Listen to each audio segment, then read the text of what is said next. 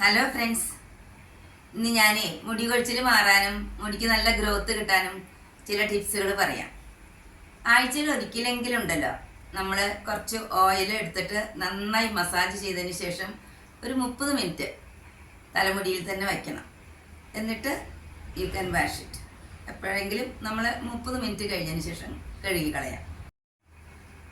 ആഴ്ചയിൽ 1-2 പ്രാവശ്യം ഉണ്ടല്ലോ, തലമുടിയിൽ തണുത്ത കഞ്ഞിവെള്ളത്തിൽ കുറച്ച് ഉലുവപ്പൊടി ഇട്ട് ഒരു 2 സ്പൂൺ ഉലുവപ്പൊടി ഇട്ടിട്ട് മുടി നന്നായിട്ട് കഴുകുകയാണെന്നുണ്ടെങ്കിൽ മുടിക്ക് നല്ല വോളിയം കിട്ടാനും സ്പ്ലിറ്റൻസ് കുറയ്ക്കാനും അത് സഹായിക്കും.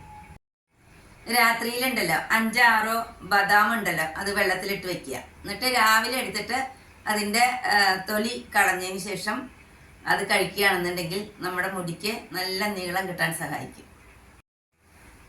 പിന്നെ ഇടയ്ക്കൊക്കെ ഒരു എഗ്ഗില് ഒരു 2 സ്പൂണ് അലോവേര ജെല്ലും കൂടി മിക്സ് ചെയ്തിട്ട് തലമുടിയിൽ നന്നായി തേച്ച് പിടിപ്പിച്ച് കുറച്ച് കഴിഞ്ഞിട്ട് കഴുകി കളയുകയാണെങ്കിൽ മുടിക്ക് നല്ല ഷൈനിങ് കിട്ടും. അതോടൊപ്പം തന്നെ മുടി കൊഴിച്ചിലെല്ലാം മാറിക്കിട്ടും.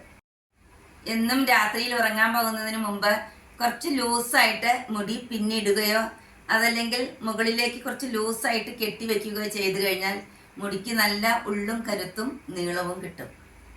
ഇനി ലാസ്റ്റ് ടിപ്സ് എന്താണെന്ന് വെച്ചാൽ, രാത്രി അധികം ചിന്തയൊന്നും ഇല്ലാതെ ടെൻഷൻ ഇല്ലാതെ സുഖമായിട്ട് ഉറങ്ങുക.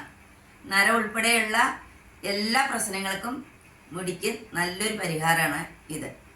അപ്പോൾ മുടിക്കുള്ള ടിപ്സുകൾ എല്ലാവരും കേട്ടല്ലോ.